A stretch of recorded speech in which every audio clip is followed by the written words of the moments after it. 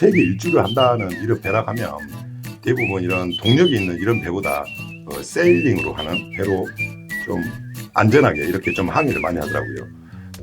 그래가지고 거기에 파도가 높았을 때 물이 계속 들어와가지고 거의 한 1m 정도? 그 배가 잠긴 적이 있어요. 안녕하세요. 디스커버 마린의 마린 박사. 오바마 선장입니다. 반갑습니다. 반갑습니다. 네. 오늘은 저희가 여기 이렇게 모인 이유가 구독자님들 중에서 댓글로 많이 궁금한 걸 많이 남겨주시더라고요. 그래서 그걸 일일이 답변드리기가 좀 어려워서 한번 궁금한 것들에 대한 댓글을 이제 말해주는 시간을 한번 가져보도록 하겠습니다. 저희가 뭐 전부 다 답변 드릴 수도 있고 또 모르는 것도 모를 수도 있습니다. 그리고 또 저희의 말이 100% 진리는 아니라는 거 좀 감안하고 들어주셨으면 좋겠어요. 네네네. 네. 요트에서 거주하는 건 힘든가요? 요트에서 거주하는 거는 저는 제가 실제 요트에서 거주를 좀 해봤다 보니까 배에서 뭐 먹고 자고를 한번 해봤습니다. 근데 저는 괜찮더라고요. 저하고 뭐 맞는 것 같더라고요. 근데 제 주변에 다른 분들도 오셔가지고 뭐 한 일주일 정도씩 이렇게 거주한 분도 이렇게 계셨는데 그런 분들은 또 죽어도 뭐 배에서는 거주하기 힘들다. 뭐 멀미도 좀 심하고 머리도 아프고 뭐 이렇다는 분들도 많이 계시더라고요. 근데 저한테는 맞는 것 같아요.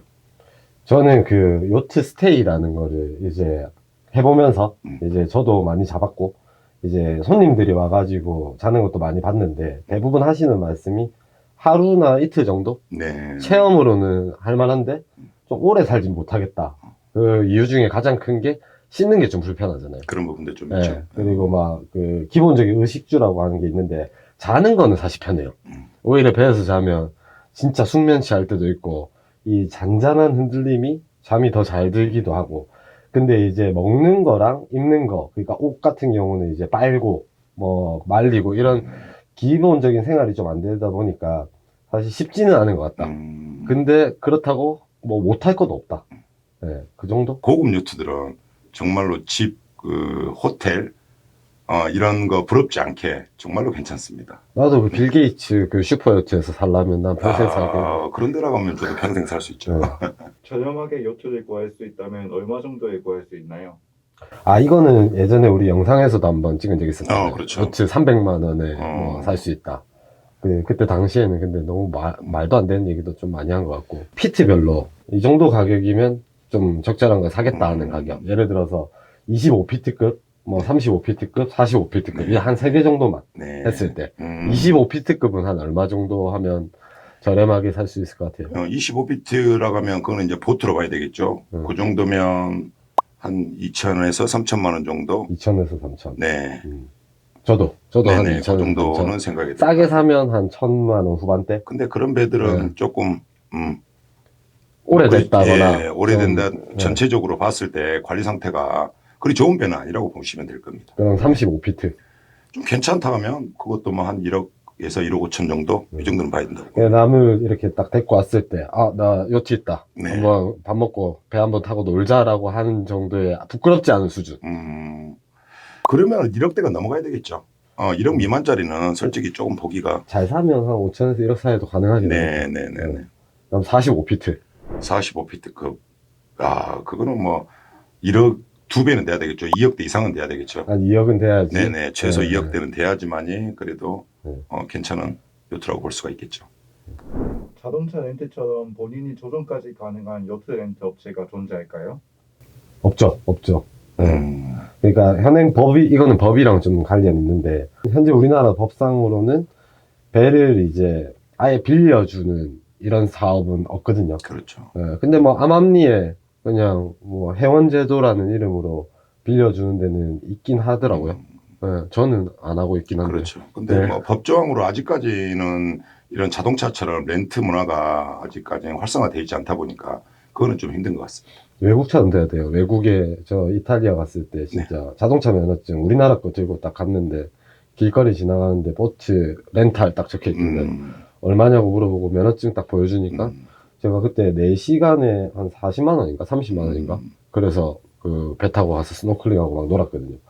약간 그런 게 좀 되면 좋죠. 뭐 스키퍼가 따로 타지도 않고 그냥 저한테 그냥 배를 맡겨주더라고요. 물론 근데 교육은 해줬어요. 그렇죠. 시동 거는 거랑 뭐 주의사항 이런 거 해주고 몇 시까지 돌아와라.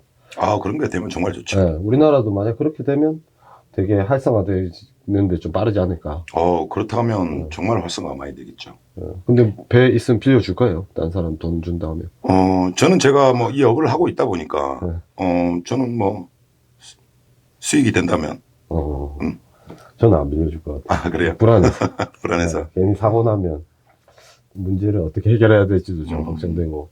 그래서 법이 만들어져도 좀 되게 어려울 것 같기도 하고, 그냥 보험제도도 제대로 잘 안 돼 있기 그렇죠. 때문에. 요트와 보트의 차이점은 무엇이 있나요? 요트하고 보트의 차이점. 두 가지로 좀 이야기를 나누고 싶어요. 작은 배, 30피트 미만을 보트라고 좀 보시면 될 것 같고요. 30피트 이상급, 이런 거를 좀 요트라는 좀 표현을 해야 되겠죠. 뭐 배가 20피트 조그만한 배를 보고 우리가 요트라 이렇게 말을 않잖아요. 조그만한 보트라고 이야기하죠. 그리고 또 하나는 요트 중에 이제 세일 요트가 있고 그냥 뭐 보트가 있는데, 이 돛이 달린 배에 이런 기둥 마스터가 달려가지고 바람으로 인해서 이렇게 세일로 가는 거를 세일 요트라고 이렇게 표현을 하면 될 것 같고요. 그리고 보트라고 이야기하면 그냥 오로지 동력으로만 이렇게 운행하는 거를 보트라고 이렇게 표현해도 될 것 같아요. 저는 약간 이거를 기준을 뭘로 잡느냐에 좀 다른 것 같아요. 아까 말한 세일요트와 파워요트의 기준은 뭐냐면 주 동력이 뭔지에 따라서 이름이 이렇게 나눠지는 거죠. 그러니까 바람이 주 동력이면 세일요트, 그리고 엔진이 주 동력이면 이제 파워요트. 그리고 보트랑 요트의 구분은 배 크기가 조금 중요한 것 같아요. 그렇죠. 기준점이. 그래서 좀 작은 거는 보트라고 통칭하고 조금 큰 이제 거는 요트라고 하는데, 그렇죠. 근데 중요한 거는 이 두 개의 목적이 똑같아야 돼요. 그러니까 레저를 위한. 예를 들어서 우리가 낚싯배를 뭐 보트라고 안 하잖아요. 그렇죠. 그리고 뭐 상선을 요트라고 하지 않는 것처럼 목적이 이제 레저가 아니면 요트나 보트를 붙이기 힘들고, 목적이 레저인 선에서 크기가 작냐 크냐에 따라서 좀 보트냐 요트냐 이렇게 구분할 수 있을 것 같아요. 네. 맞습니다. 요트 일주를 하기 위해 가장 적합한 요트는 무엇일까요? 네, 뭐 세계 일주를 제가 해보진 않았습니다만, 저는 제가 직업적으로 먼 데는 아니겠지만 뭐 일본의 예를 들어 도쿄 같은데 이런 데에서 뭐 15일 정도 우리가 말하는 그 딜리버리라고 하죠. 배를 일본에서 가지고 한국에 전달해주는 그런 직업을 또 가지고 이렇게 했지만, 세계 일주를 한다는 이런 배락하면 대부분 이런 동력이 있는 이런 배보다 세일링으로 하는 배로 좀 안전하게 이렇게 좀 항해를 많이 하더라고요. 그거에 맞는 적합한 배라고 하면 저는 뭐 기준은 없는 것 같아요. 크면 클수록 좋겠죠. 이 먼 뭐 대서양, 태평양 이런 정말로 좀 험한 파도를 가르고 이렇게 세계 일주를 해야 되는데, 작은 요트보다는 그래도 큰 요트. 최저 제가 생각하기에는 저는 한 50피트 이상급, 60피트, 70피트 크면 클수록 좋다고 생각합니다. 저는 이제 크게 좀 중요하게 생각해야 될 부분이 이제 비용이 얼마나 드는지, 얼마나 아낄 건지, 그거에 따라 좀 달라질 것 같고, 그러면 이제 세일요트가 기름이 일단 안 드니까, 네, 그래서 일단 중요한 것 같고, 또 하나는 저는 주 동력원이 두 개인 게 되게 중요한 것 같아요. 그렇죠. 네, 파워요트는 주 동력이 엔진 하나밖인데, 세일요트는 엔진도 일단 있거든요. 속도가 느려서 그렇지.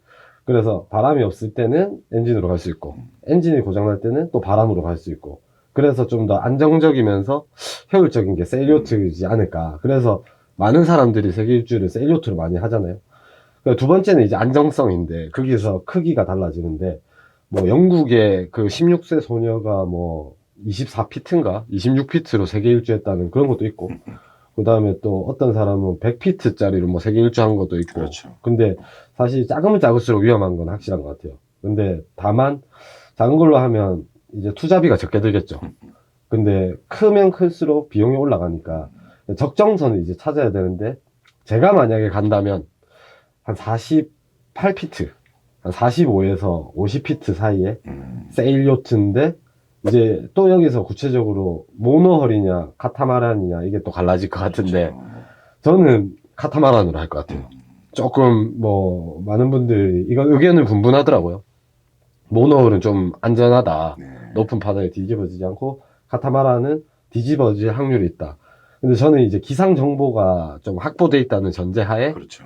카타마란으로 하면 공간도 좀 넓고 좀 더 흔들림도 적어서 좀 더 안정적이지 않을까. 그래서 저는 한 48피트, 45에서 48피트 사이에 카타마란, 세일요트. 저는 약간 세계 여행 갈 때 정했어요. 항해 중 가장 많이 나는 사고는 무엇이 있나요? 항해 중 가장 많이 나는 사고라고 하면 첫 번째가 뭘 것 같아요? 마린 저는 박사님. 그 선장님은 그 견시 부족, 아, 그러니까 부주의, 굳이. 이런 거에 따른 승객이 다치는 거. 약간 그 정도? 근데 해상 사고라고 하면 첫 번째 운항 중에 1번으로 제일 큰 거 제가 순위를 뭐 1, 2, 3 한 3등급으로 좀 나눠볼게요. 제일 큰 게 해양에서 뭐 바닷가에서 이 밧줄이라고 해야 되겠죠. 뭐 어망줄 이런 게 저는 1번이라고 생각하거든요. 아 이런 경우도 있어요. 기름이 없어가지고 기름이 없는 상태에서 뭐 시동이 꺼져가지고 이런 사고도 두 번째로 이렇게 이루어지고요. 마지막 세 번째로는 엔진 점검의 좀 불량 상태라고 봐야 되겠죠. 갑자기 뭐 운항 중에 냉각수 계통에 뭐 안에 임페일러가 고장이 난다든가 안 그러면 순환 쪽에 물이 막혀가지고 냉각이 안 돼가지고 이런 뭐 열이 발생해가지고 이런 스톱이 되는 한 이 정도로 저는 보고 있어요. 한 세 가지 정도가 좀 가장 큰 원인이라고 저는 생각합니다. 맞는 것 같아요. 네. 저도 지금 말한 게 가장 일반적으로 많이 발생하는 그렇죠, 경우. 그렇죠. 근데 그 백길이 부딪힌 적 있었어요. 백길이 부딪힌 적은 거의 한 번도 없죠. 없었어요. 네네. 그러니까 이게 저도 배를 몰면서 네. 지금까지도 백길이 충돌하는 사고는 한 번도 없었어요. 음. 간혹 가다가 요트 대에서 서로 경쟁하다가 부딪혀가지고 그렇죠, 뭐 그렇죠. 사람도 죽고 이런 경우는 네. 한 번씩 있긴 한데 레저를 목적으로 하는 경우에서는 그런 경우는 그런 거의 게 없고 경우 거의 없죠. 제가 말씀드린 외에 또 사고라고 하면 그런 거 있을 것 같아요. 그러니까 저반할 때, 접안할 때. 이안 저반할 때, 음. 그러니까 바람이 좀 세게 불 때 저반할 때 내가 들어가는 곳에 들어가다가 뭐 폰툰 모서리를 찍는다거나 아니면 밀려가지고 벽을 이제 박는다거나 아니면 다른 옆에 배 배를 조금씩. 박는다거나 요런 사고는 좀 종종 있죠. 좁은 곳을 지나갈 때 뭐 앞에 있는 앵카를 부수고 지나간다거나. 근데 진짜 경우에 따라서 말도 안 되는 사고도 한 번씩 있었잖아요. 그런 거 없었어요. 말도 안 되는 사고. 저는 그런 적 있었어요. 네. 그러니까 그 배에 해치라고 하는 거. 네네. 화장실 해치. 아. 카타마란이었는데 해치가 아래쪽에 달려 있어요. 근데 그거를 항상 이제 닫고 출항을 해야 되는데 걔를 열어놓고 간 거예요. 그래가지고 거기에 파도가 높았을 때 물이 계속 들어와가지고 거의 한 1m 정도? 그 배가 잠긴 적이 있어요. 그 잠긴 이후에 그걸 알아서 해치 잠그고 빌지 틀고 급하게 항으로 들어와서 물을 퍼낸 경험은 있어요. 네, 그런 경우도 있긴 하죠. 근데 그거는 그 배가 좀 잘못 만들어진 것 같긴 해요. 아유, 뭐, 그게 탈출구인데, 탈출구가 있어야지. 네. 그 카타마란 안쪽에 다 탈출구가 네. 법적으로 있어야 되니까. 그냥 그 안 잠근 내 잘못이지. 때 만나면 어떻게 해야 하나요? 만나본 적이 없는데. 난감하네.